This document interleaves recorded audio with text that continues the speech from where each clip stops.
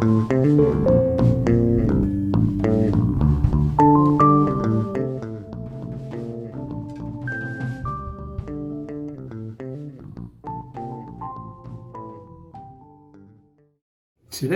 we are going to be tying a new fly.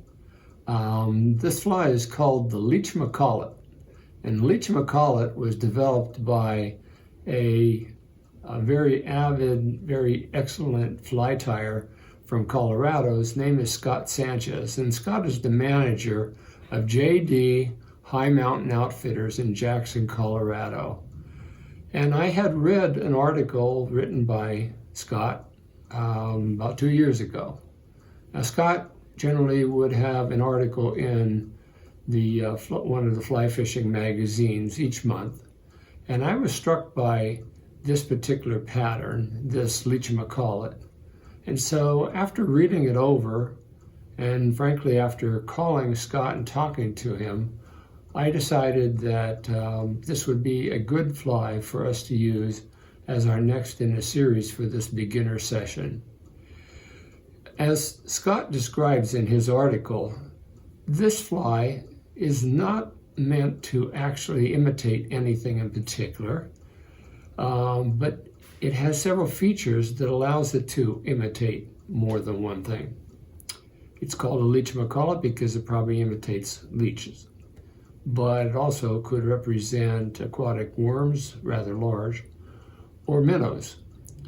So, in Scott's words, this fly is a compilation of wet fly tying materials and wet fly tying techniques. Now, we've tied a few wet flies earlier in this course, but this will be the first time that we'll be able to use some of those techniques and some new ones to tie something much larger than a typical trout fly streamer. Now, the biggest feature of the Leech-a-ma-callit is that this looks like food to the fish because of its movement, because of the built-in flash in the fly itself.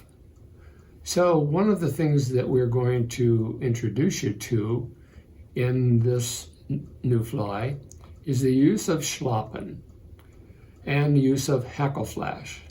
Now, sloppin is described as the sort of webby type of fibers on the feathers that's closest to the rear of a chicken or fowl or duck or whatever. And many times fly tyers will throw the sloppin away because it really can't be used very well for dry fly hackle or wet fly hackle. And so until now, it really hasn't had too much use, except some fly tyers were using it for large streamers because of its size.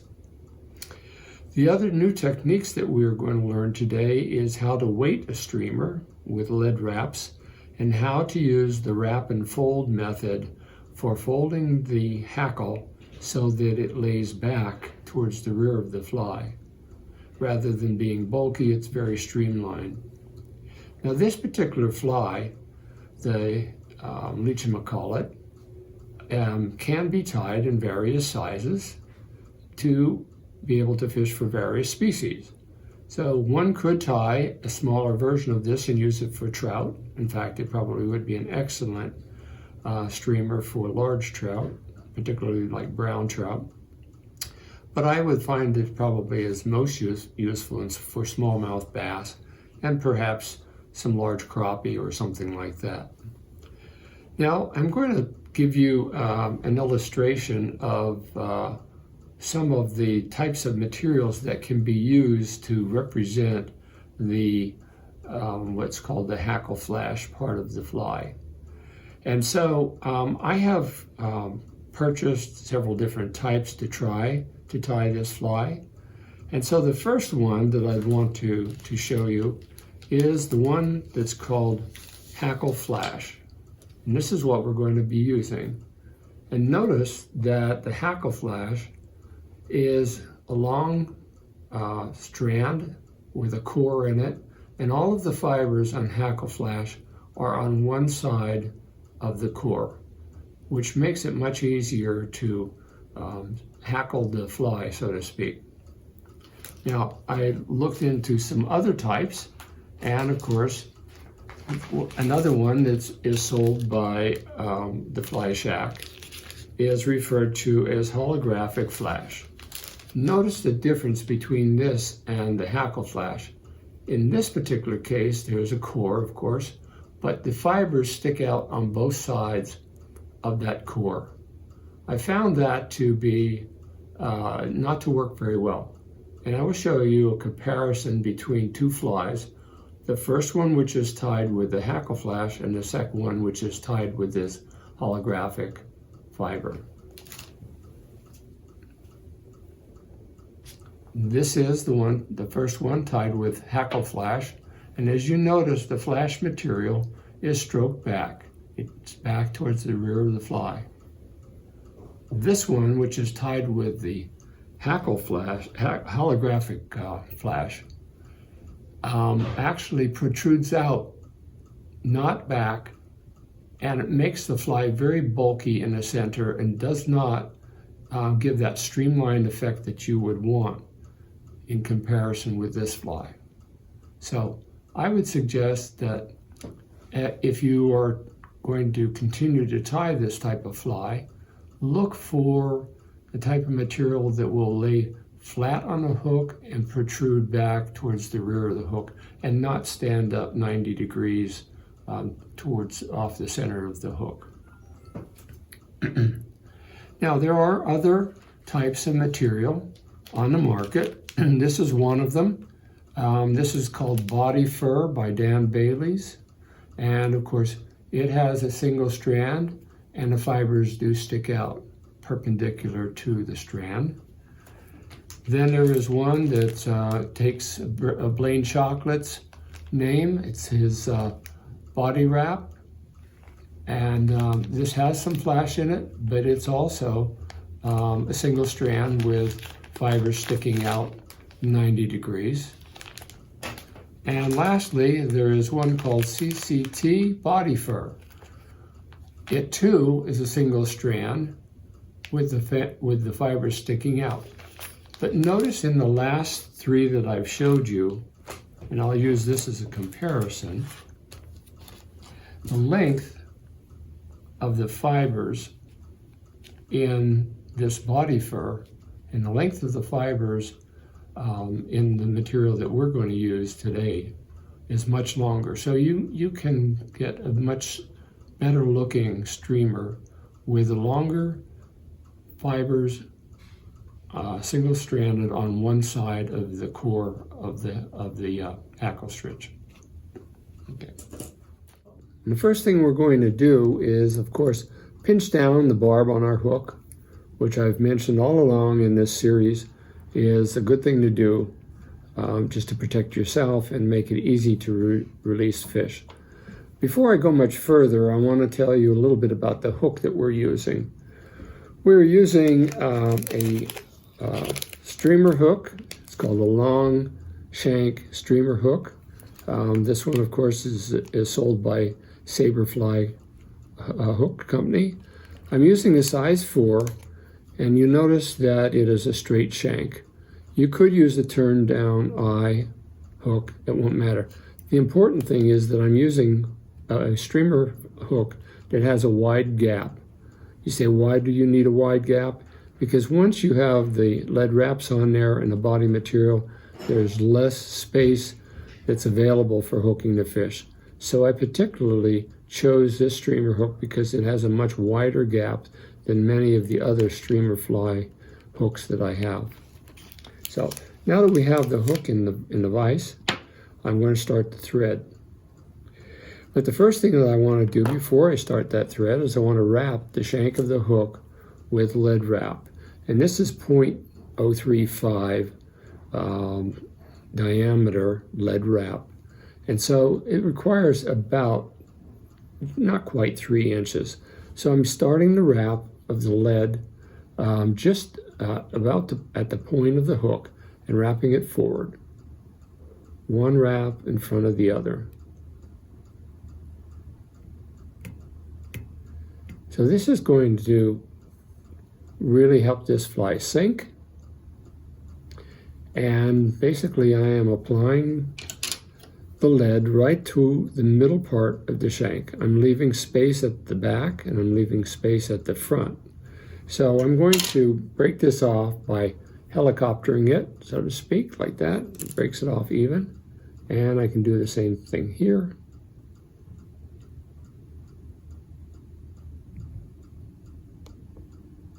There we go. Okay. I want that to be pinched down so it's nice and smooth. So in this case, I'm just going to use my pliers to pinch that down a little bit better.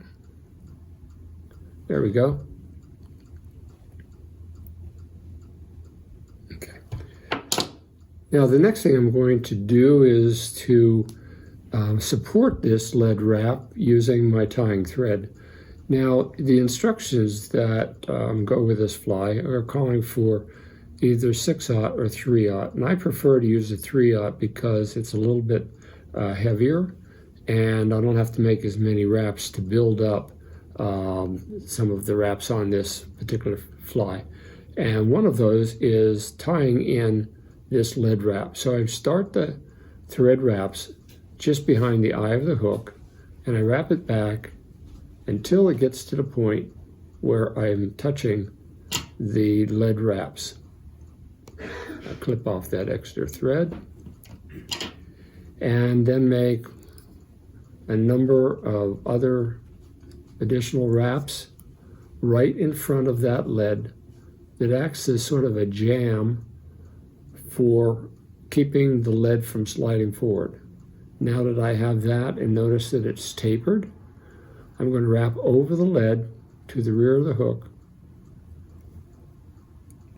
and then I'm going to do the same thing. And I think just for security, I will wrap it forward again and then back. So I have plenty of wraps that are holding that lead wire in place. Then at the very back of the hook, I'm going to wrap more thread wraps, again building up that space right behind the lead wrap so that it's tapered. And you'll see why in just a second, why that's important. Okay, so then once I've done that, I continue back just about where the bend of the hook starts or directly above where the barb would be. The next step is to take a piece of tan marabou, which is going to represent the tail on this fly.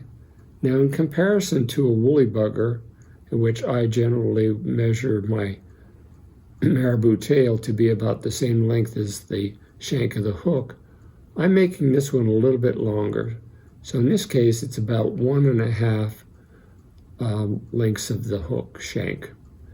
So I place that on the hook right in the same location as my thread wrap is lying or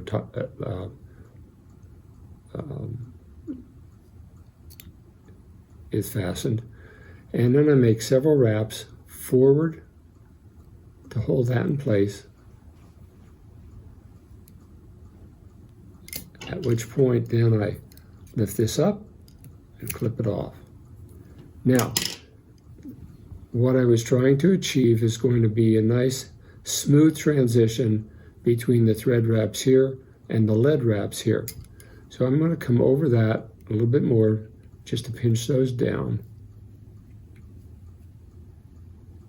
And now I hope that you can see that it's a nice uniform body.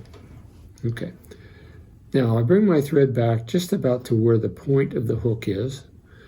And the next thing I'm going to do is I'm going to tie in this hackle flash. Now I found that one way that you can help yourself as you're doing this is to put a little bit of weight at the end, something like the hackle pliers or something else like that, because it helps straighten this out. So I will tie this in at the front end by wrapping. First of all, I'll clip a little bit of these fibers off. to expose the end of this. I lay that on top of the hook and begin to make thread wraps over it to the rear. I cover that up completely, and I wrap the thread up to the middle of the shank, mid-shank on us. So, as you can see now, the thread is hanging about midway between the bend of the hook and the eye of the hook. Now you notice that these fibers are sticking out perpendicular to the core of this, but we want them all to be facing back. So I'm going to use what's called the wrap and fold method that Scott described in his article in order to apply this hackle flash, as well as we'll use the same technique when we are applying the marabou and the sloppin in some of the next steps. So I'm going to make one wrap, and at the same time I'm using my left hand to pull back these fibers so they're laying to the back of the hook.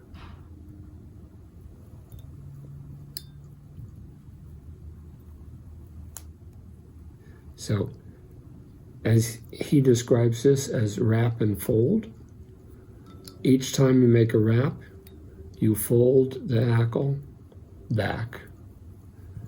Now this is a synthetic hackle, so it still carries the same name as if you had chicken hackle, which is customarily used for hackling flies. So there's all sorts, as you saw from my introduction, there's all sorts of this synthetic material that's on the market these days. I'd urge you to look around for it. You can find various types in some of the local stores or through some of the fly fishing catalogs. I've been dealing with Fly Shack rig here lately, but prior to that I would deal with hook and hackle and several others. Now I'm just about at the middle of the shank of the hook, so I'm going to hold the remaining material up in the up in an upward position. I'm going to make two wraps around that material, switch hands, make two wraps in front of that material, and then I can clip off this extra material. Okay. Now notice that all of those wraps have in fact pushed these fibers to the rear of the fly. Okay, I'm going to make several more wraps with my thread just to secure that in place before I apply the next thing, which is going to be the marabou. Now I chose for this particular fly a dark brown marabou, but the point that Scott makes in his article and that he made in my discussion with him on the phone is that color is not that important, but the movement of this fly is important. And at the end of my discussion today, I'm going to give you some tips on how to fish this type of fly, or in fact other streamers. So I have chosen one marabou flank feather, and I'm going to grab it by the tip, and I'm going to stroke back all of the remaining fibers on this marabou except at the tip. But even before I tie them in, I'm going to strip off this real webby material that's at the bottom. So what I'm left with is a relatively small but very efficient or effective type of marabou feather. So also one of the keys to this is that every feather has a convex side and a concave. Concave meaning the part that's curled like so. So we place this on the fly so that the concave portion, or the under part of the fiber of the feather, is facing to my left or towards the bend of the hook. And I tie that tip, which I had been holding in my hand before, with my tying thread. I make several wraps going forward. Now I have found that it's easier just to leave that tip in place for right now. It helps to hold the feather in place as we proceed, because in the next steps I'm going to be again using the fold and for the fold method to get these fibers to stick towards the rear of the hook. I'm going to grab my hackle pliers though, and grab this hackle by the tip.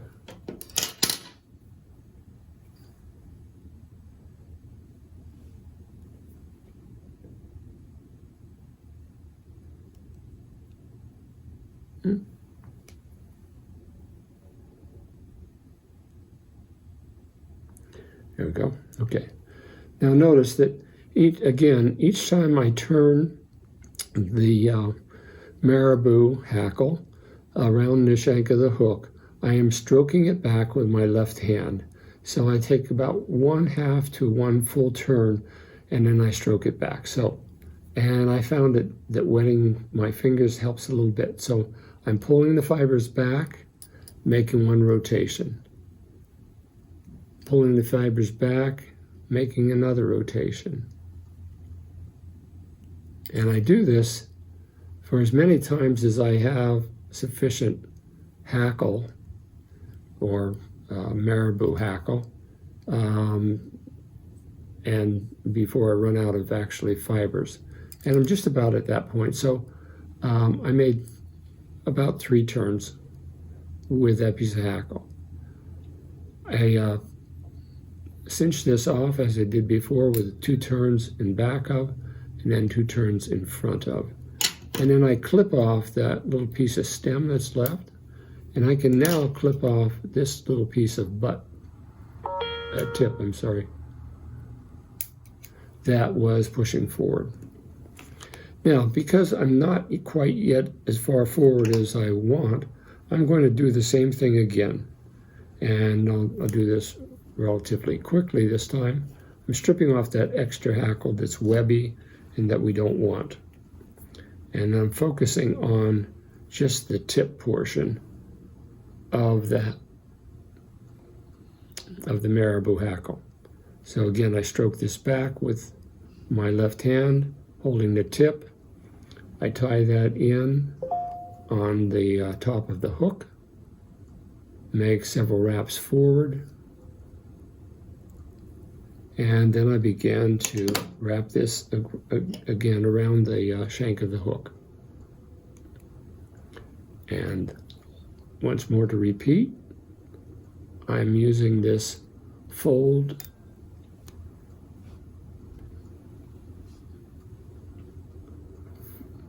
method to get the hackle fibers back towards the rear of the hook. So you fold and pull back.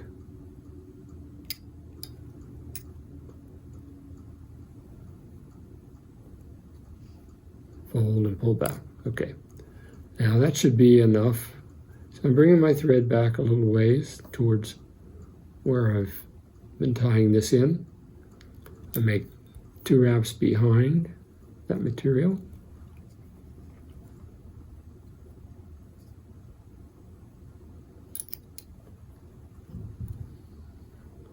And 2 in front. And then I clip this off.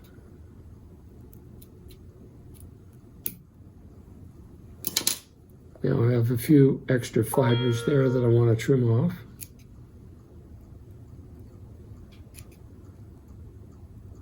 Clean that up a little bit before I apply the sloppin, which is the next. Now, notice the next thing that I do before I start to put in the next feather. I'm going to stroke all of this marabou back and wrap over it several more wraps, which is going to hold it back more in, let's say, a 45 degree than if it were sticking up. So make a few more wraps back, and that's got it pretty good there. Now I've chosen a sloppin feather. Again, this is sort of from the flank of the duck, And doing much the same procedure that I did with the marabou, I grab it by the tip and I stroke this back. Okay, so as you can see, the tip of the feather is here. Each of the minor fibers of the feather are sticking out pretty much 90 degrees, and then at the end is just this material that's more or less like a dubbing type of material that we don't need. So I'm going to tie this in by the tip just as we did before. Wrap it forward maybe 4 or 5 times. And then I'm going to do much the same thing that I've done before. Take my hackle pliers and pinch it around the butt end of the feather, and then begin to wrap this forward. And again, what I'm each time I'm stroking these fibers back.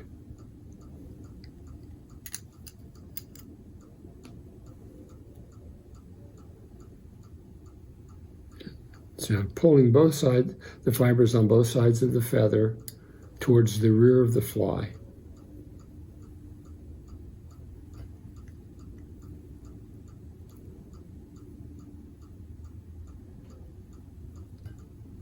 So that was about 3 turns. I'm going to stop just about here. At this point, this doesn't look that attractive, but I'll show you what we do next that will greatly enhance the silhouette of the fly. So I've made 2 wraps behind the stem of the hackle, and then 2 wraps in front, and then trim this off, and trim off this little tip that's sticking forward.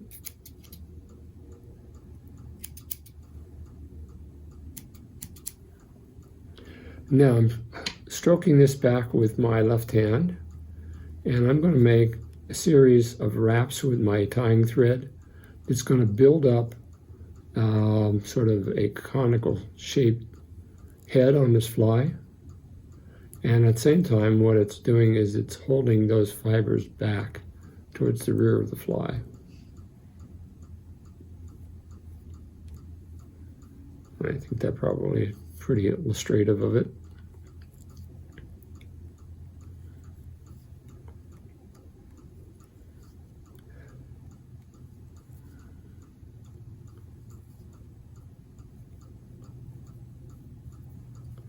Okay, then whip finish this or half hitch it, whichever you prefer.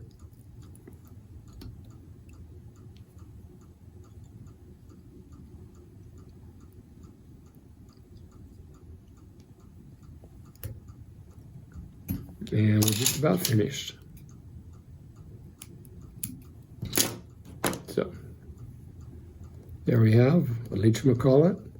Now what I have done in the past is after I finish the fly, I will take it to the sink and just put a little dab of water on it, or don't want to say to use saliva because that's probably not a good practice, but by applying some water to it, you'll get it to build into a nice silhouette.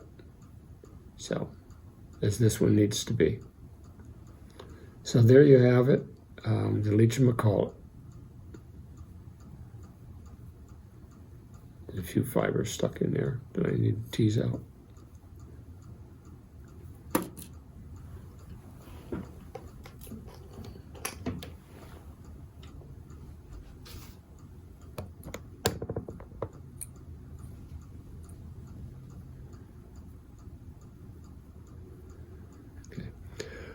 When this fly gets wet, it's going to have a lot of motion. It's going to have the nice silhouette of a minnow, and it should be very effective. And I hope that you enjoyed tying this fly. Now you will receive several colors of marabou, so that for your second fly, the first one you might want to tie the same as I've tied this one. The second one with other colors of marabou will allow you to sort of not only get more practice, but also to begin to have more fly colors in your arsenal. These materials are readily available either in the local fly shops or over the internet, although it may be hard for you to find the hackle flash that I've talked about. The only place I was able to locate it was at Fly Shack, but they are nice people on the phone and they follow up very quickly with the order, and I've never had any delays with them. So I hope that you really enjoy this fly.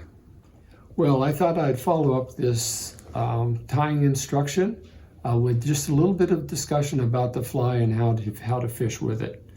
Now, when I talked to Scott Sanchez, as I mentioned before, he said that color wasn't as important as the fly would simulate the movement of the fly and of this bait that it's imitating in the water. And like other streamers, you might ask, well, what colors would you recommend? Well, I generally will have several colors of any particular fly and particular streamer in my fly box. I guess my favorites are chartreuse, purple, olive, and black. And I have found certain bodies of water where one particular color is a little bit better to fish with than others. As an example, in some of the dark colored waters in Canada, where there's a lot of tannin in the water, you need something that's pretty flashy and light. So chartreuse might be better in that kind of water. In crystal clear water, or at least much clearer water, you could go with the darker colors. I also like purple because purple in the water looks a lot like a leech.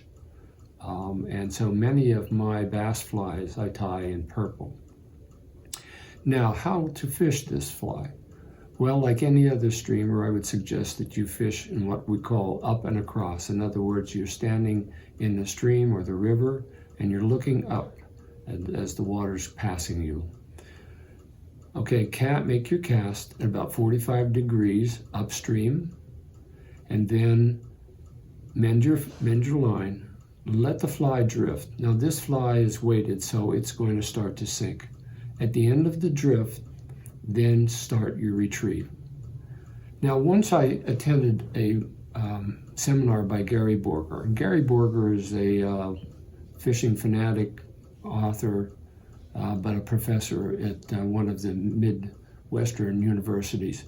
And Gary explains in one of his videos that whenever he's retrieving a streamer, he wiggles the end of his rod, which imparts you not only have the movement of the fly forward in the water, but that jiggling of the tip of the rod imitates the fish trying to fight against the current. So that's something that you might want to try next time you're fishing a streamer, particularly in fast water. Give it as much movement as you can. And the one nice thing about fishing with a streamer is that you don't have to worry about setting the hook. When you feel the fish, he's already got the hook in his mouth, and all you need to do is just set it. You don't need to worry about what you would be normally be doing if you were retrieving a dry fly that a trout has been looking at. Another method which I learned from a guide that I had, his name was Lance Wilt, and Lance is a fly fishing instructor in Pennsylvania, but I was fishing with my wife on the Ruby River in Montana, and Lance happened to be my guide. And he showed me another, what I refer to as a killer method for simulating a minnow that's caught in the current. And what you do is you're standing on, let's say, one side of the stream or the river. Now this would be a narrow river, of course. And you're going to cast to the far bank as close as you can, because there may be some fish right against that bank. And so as soon as the fly drops in the water and you start to retrieve it, that may stimulate the strike from the fish. But the next thing that Lance would do is, as soon as he started stripping the fly across the stream, he would use a downstream mend. And what the downstream mend does is it basically stops the fly mid-current. And then, as the fly is sort of recovering, then he flips it up and starts to retrieve towards himself. And so what this simulates is as the fly is stopping midstream and sort of turning into the current, again, if there's a fish midstream, it sees this fly, or this, what it thinks is a minnow, trying to, begin to swim upstream. And many times you get the strike that way. So there's several ways that I'm telling you that I've been successful in fishing a streamer, and that would be applicable not only to this Leech-a-ma-callit, but if we're using a Clouser minnow or some other type of a streamer pattern. So I hope that today's session and the tying and instruction that I've provided is going to be a benefit to you, and that you will have a great day on the stream. Thank you.